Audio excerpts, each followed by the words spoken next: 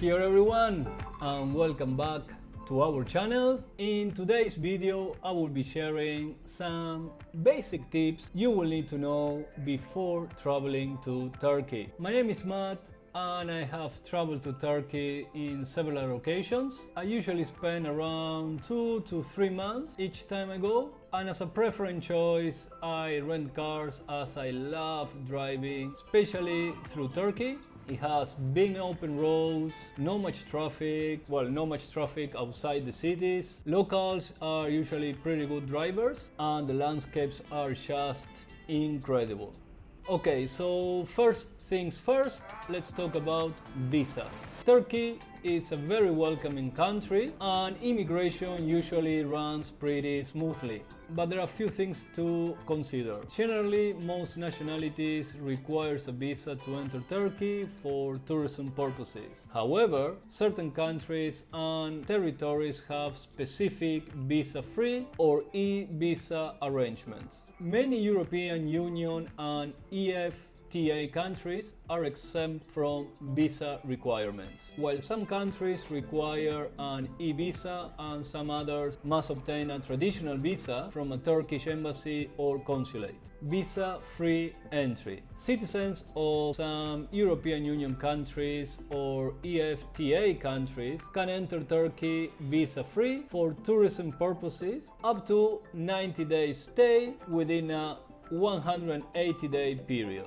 E-visas. Citizens of many countries including the US, Canada, Australia, South Africa can apply for an e-visa online.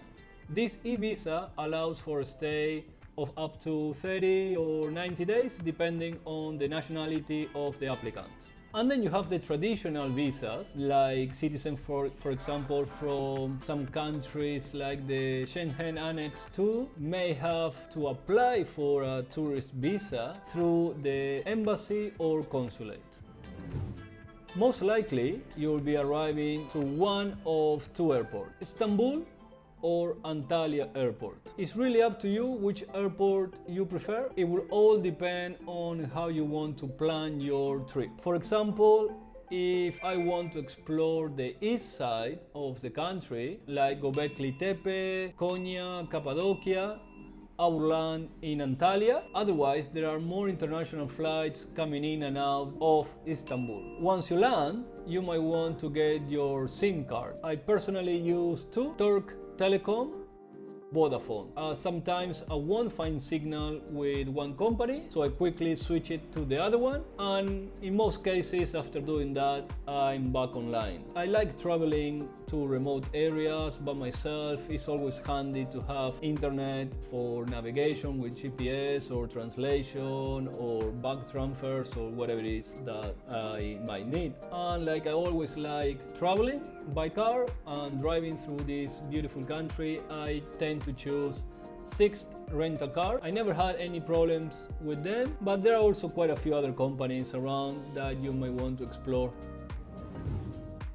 Turkey, as we know it today, is a vast country that has been hosting civilizations for millennia. So if you are passionate about ancient civilizations, this is the place for you. You will find along the road several ancient sites that are just being excavated, multiple museums along with the most known or the best known sites like Pergamon, Ephesus, Pamukkale, Antalya Old Town, among others.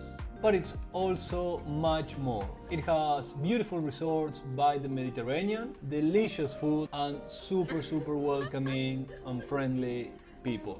So if your travel companion is not as enthusiastic about history as you are, or you just prefer to enjoy a relaxing day, you can still go to visit your site and explore the incredible old towns or museums while your companion sips away some piña coladas by the warm coastal area, or simply wander around tasting the delicious Turkish ice creams, baklava from the so many different cafes and restaurants on the area. What I always do when I go to Turkey is to get my museum pass, Turkey e-card. It's totally worth it.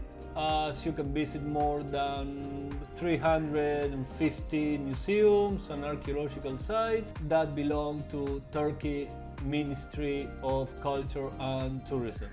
The pass is valid for 15 days, starting from your first museum visit, and cost around 165 euros, and you can enter each museum once, and it will save you quite a bit of money. I will leave the link on the description below from the official site where you can get this pass and learn more about it. If you're planning on staying a few days in Istanbul, which I will totally recommend as there is a lot of things to see, you might want to get your unlimited Istanbul transportation card for tourists. This card will give you unlimited access to metros, buses, trams and ferries. We'll also leave the link on the description below of the official site where you can get it and learn more about it as well.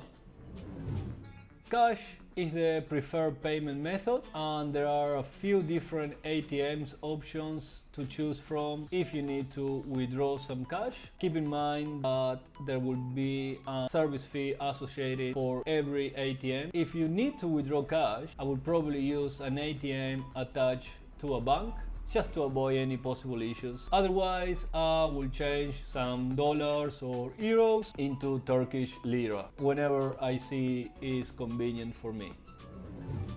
As for safety concerns, I never encountered or witnessed anything dodgy or dangerous. I think it's a pretty safe country to travel to, with friendly and hospitable locals, but basic level of awareness and common sense is always recommended and advised. I do acknowledge it can be a little bit of a different reality for solo female travelers, as it can attract a lot of unwanted attention, especially on the eastern side of the country. Always remember to dress accordingly towards their culture and religion, and to respect the norms of the area to avoid any inconvenience.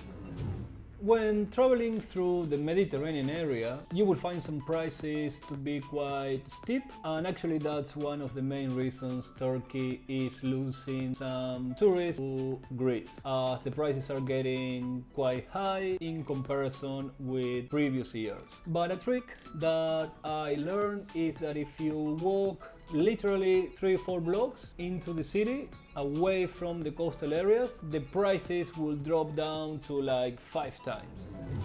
Bargain at markets. Haggling is common in bazaars and markets. Don't be afraid to negotiate prices, as it's part of the shopping experience and local vendors are expecting you to fight the prices down. Cultural significance of tea and coffee. Tea is an important part of Turkish culture. Accept offers of tea or coffee when visiting homes or local establishments. It's a sign of hospitality. I will leave a link on the description below of my Turkey itinerary of places that I love the most, which I have curated to match my preferred stay length. Okay guys, that's all for now. Hope this video was useful, and if you have any questions, just leave them in the comments below and I will try my best to answer them all. Thanks a lot for watching, and don't forget to like and subscribe for more content. See you in the next one. Bye for now.